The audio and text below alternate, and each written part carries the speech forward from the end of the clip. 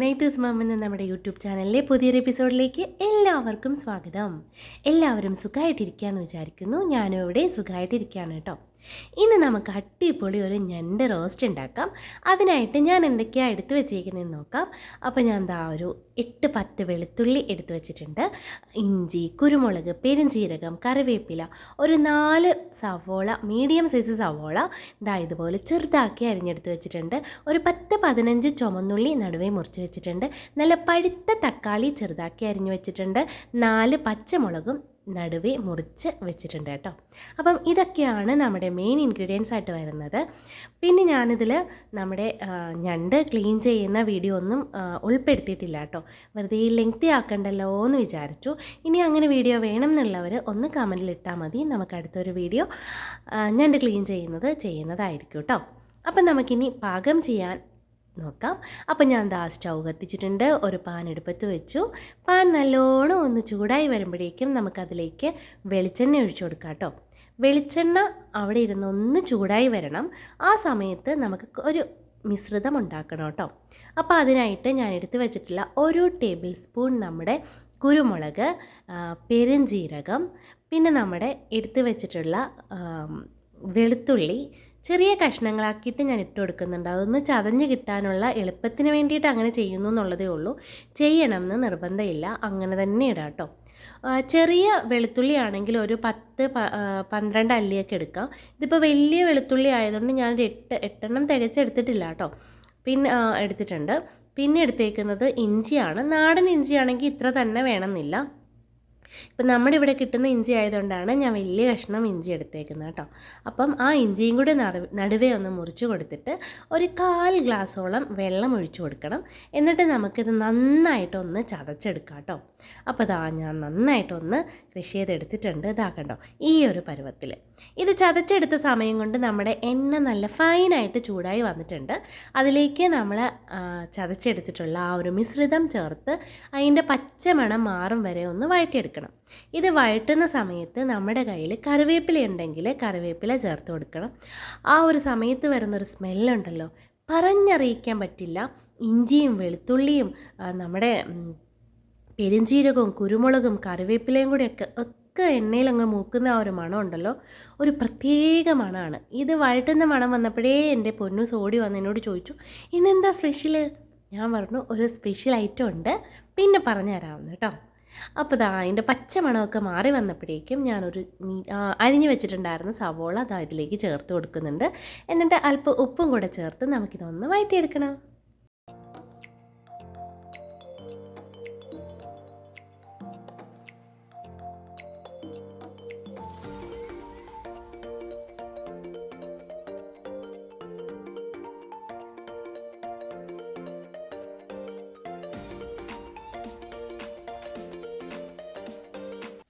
അപ്പോൾ സവോള ചെറുതായിട്ടൊന്ന് വഴണ്ട് തുടങ്ങിയപ്പം നമ്മൾ അരിഞ്ഞു വെച്ചിട്ടുള്ള നമ്മുടെ ചുമന്നുള്ളി ചേർത്ത് കൊടുക്കണം കേട്ടോ.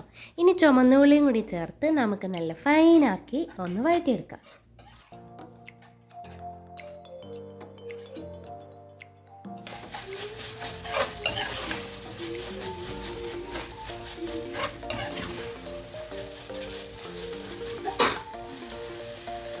അപ്പം നമ്മുടെ സവോളയും ചുമന്നുള്ളിയും ഒക്കെ നന്നായിട്ട് വഴണ്ട് വന്നിട്ടുണ്ട് കേട്ടോ.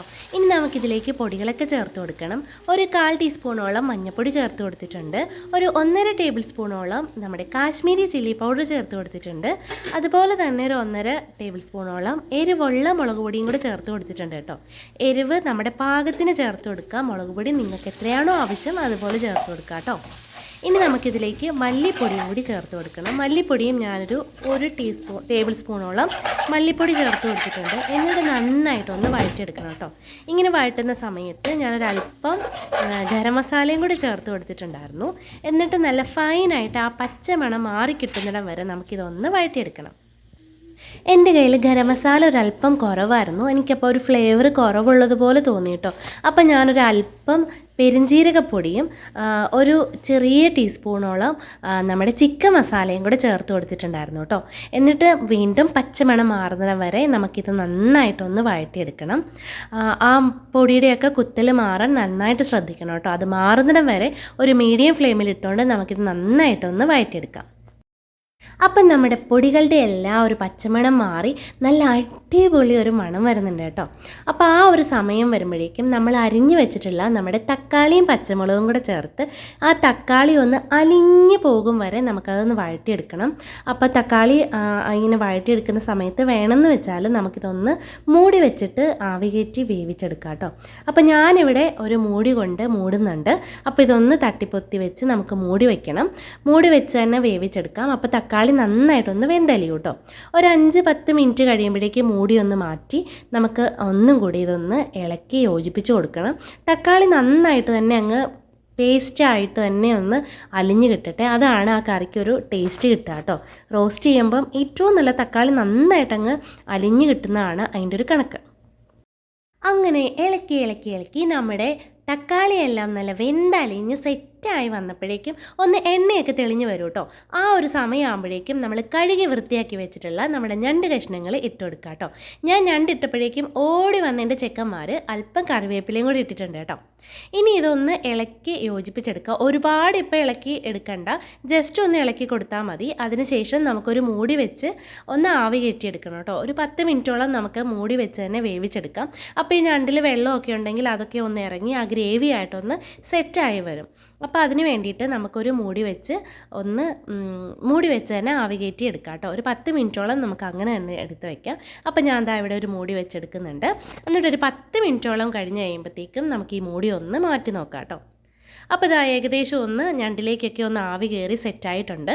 ഇനി നമുക്ക് ഈ ഗ്രേവി നന്നായിട്ടൊന്ന് ഇളക്കി യോജിപ്പിച്ച് കൊടുക്കാം.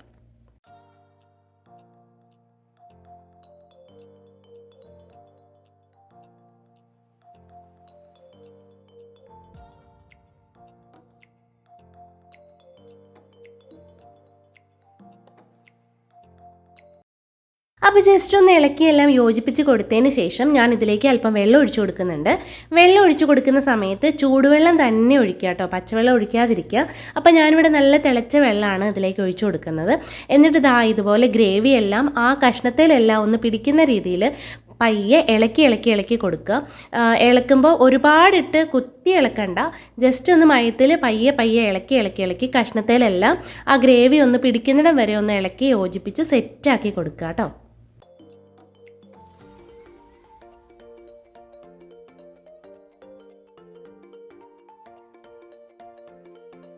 അപ്പോൾ ഉപ്പ് കുറവാണെങ്കിലോ എന്നോർത്ത് ഞാനൊരല്പം ഉപ്പും കൂടി ഇട്ട് കൊടുക്കുന്നുണ്ട്. നമ്മൾ ആ ഗ്രേവി ആക്കിയ സമയത്ത് അല്പം ഉപ്പിട്ട് ചേർത്ത് കൊടുത്തിട്ടുണ്ടായിരുന്നു.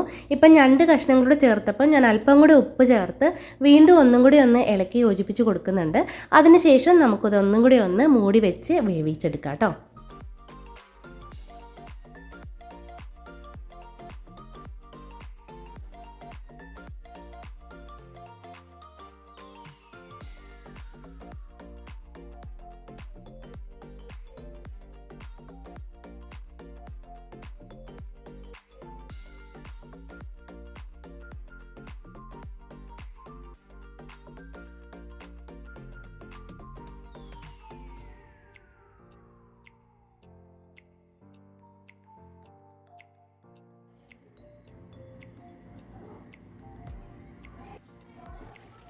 ഒരു 10-15 മിനിറ്റോളം കഴിഞ്ഞപ്പം ഞാൻ ആ മൂടി ഒന്ന് മാറ്റിയെടുത്തിട്ടുണ്ട്. അപ്പോൾ അതിലേക്ക് ഇത്തിരിയും കൂടി വെള്ളമൊക്കെ ഇറങ്ങി ആ ഗ്രേവി നന്നായിട്ടൊന്ന് തിളച്ച് തുടങ്ങിയിട്ടുണ്ടായിരുന്നു കേട്ടോ.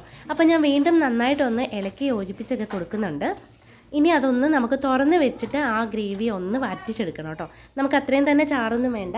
അപ്പോൾ ഒന്ന് റോസ്റ്റ് ചെയ്തെടുക്കുമ്പോൾ ഇത്തിരിയും കൂടി ഒന്ന് ഗ്രേവി തിക്കായിട്ടിരിക്കട്ടെ. അപ്പോൾ ഇത് ഇച്ചിരിയും കൂടി നന്നായിട്ടൊന്ന് തുറന്ന് വെച്ച് നമുക്കൊന്ന് തിളപ്പിച്ചെടുക്കണം കേട്ടോ. അപ്പോൾ ആ ഗ്രേവിയുടെ ആ ഒരു ഇതെല്ലാം ആ കഷ്ണത്തിലേക്ക് നന്നായിട്ടൊന്ന് പിടിച്ച് സെറ്റായി വരും. അപ്പോൾ നമുക്കതൊന്ന് തുറന്ന് വെച്ച് തന്നെ വേവിച്ചെടുക്കാം. 5 മിനിറ്റോളം ഒന്ന് തുറന്ന് വെച്ച് വേവിച്ചതിന് ശേഷം ഞാൻ അതിലേക്ക് അല്പം കുരുമുളക് ചതച്ച് ചേർത്ത് കൊടുക്കുന്നുണ്ട്. കുരുമുളക് പൊടിയല്ല, ജസ്റ്റ് ഒന്ന് ക്രഷ് ചെയ്തതിന് ശേഷം ഞാൻ അതിലേക്ക് ഒന്ന് ഇട്ട് കൊടുക്കുന്നുണ്ട്. ആ കുരുമുളക് പൊടി ചേർക്കുമ്പം നമ്മുടെ എരിവിന് പാകത്തിനനുസരിച്ച് ചേർത്ത് കൊടുക്കുക കേട്ടോ.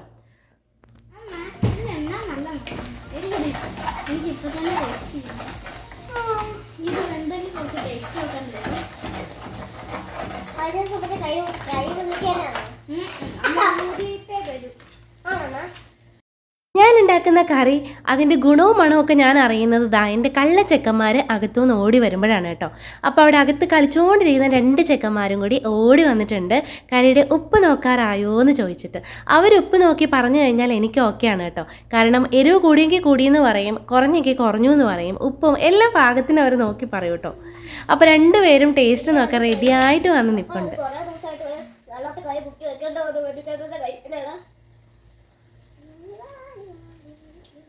സൂപ്പർ.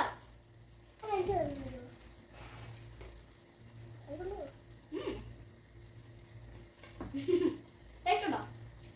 Yummy yummy. രുചി മട്ടൻ. രുചി ഞണ്ട്. രുചി ഞണ്ട്. അപ്പോൾ എൻ്റെ കള്ളച്ചെക്കന്മാർ ടേസ്റ്റൊക്കെ നോക്കി പറഞ്ഞിട്ട് പോയിട്ടുണ്ട് കേട്ടോ. ചോറ് വിളമ്പിക്കോ അമ്മ എന്ന് പറഞ്ഞിട്ടാണ് 2 ആളും പോയേക്കുന്നത്. അപ്പോൾ നമ്മുടെ പെർഫെക്റ്റ് ആയിട്ടുള്ള ഞണ്ട് റോസ്റ്റ് ഇവിടെ റെഡി ആയിട്ടുണ്ട്. ഇതെല്ലാവർക്കും ഇഷ്ടമായിട്ടുണ്ടാവും എന്ന് വിചാരിക്കുന്നു കേട്ടോ. ഇതിൽ ഞാൻ ഉണ്ടാക്കിയതുകൊണ്ട് പറയല്ല കേട്ടോ, ഈ കറിയിൽ നമ്മുടെ എരിവും എല്ലാം നല്ല പെർഫെക്റ്റ് ആയിട്ട് പാകത്തിനേ ഉണ്ടായിരുന്നുള്ളൂ. ഇനി അഥവാ അല്പം എരിവ് കൂടി പോവുകയെന്നുണ്ടെങ്കിൽ അല്പം തേങ്ങാപ്പാൽ പിഴിഞ്ഞൊഴിച്ചാൽ മതി കേട്ടോ. അപ്പോൾ കറിക്ക് അല്പം കൂടി ടേസ്റ്റും കൂടും, എരിവും ബാലൻസായി കിട്ടും. ഇനി അതല്ലെങ്കിൽ വാങ്ങാറാവുമ്പോഴേക്ക് അല്പം പച്ച വെളിച്ചെണ്ണ ഒഴിച്ചു കൊടുത്താലും മതിയാവും കേട്ടോ. അപ്പോൾ ഇത്രയേ ഉള്ളൂ, നമ്മുടെ ഞണ്ട് റോസ്റ്റ് ഇവിടെ റെഡി ആയിട്ടുണ്ട്. ചപ്പാത്തിയുടെ കൂടെയോ ചോറിൻ്റെ കൂടെയോ എന്തിൻ്റെ കൂടെയും പോകും കേട്ടോ. അത്ര നല്ല പെർഫെക്റ്റ് കറിയായിരുന്നു, അടിപൊളി ടേസ്റ്റി ആയിട്ടുള്ളൊരു കറിയാണ് കേട്ടോ. അപ്പോൾ ഇതെല്ലാവരും ഒന്ന് ട്രൈ ചെയ്ത് നോക്കണം, ഇഷ്ടമില്ലാത്തവർക്കും കൂടി ഇഷ്ടമാവും കേട്ടോ. അത്ര പെർഫെക്റ്റ് ആയിരുന്നു. അപ്പോൾ നിങ്ങളുടെ അഭിപ്രായങ്ങളും നിർദ്ദേശങ്ങളും ഒക്കെ എനിക്ക് കമൻറ്റിൽ അറിയിക്കുക. ഇഷ്ടമാവുകയാണെങ്കിൽ കൂട്ടുകാർക്കൊക്കെ ഒന്ന് ഷെയർ ചെയ്ത് കൊടുക്കുക. അപ്പോൾ ഇത്രയേ ഉള്ളൂ, അടുത്ത വീഡിയോയിൽ കാണുമ്പോഴേക്കും ടാറ്റാ ബൈ, സീ യു.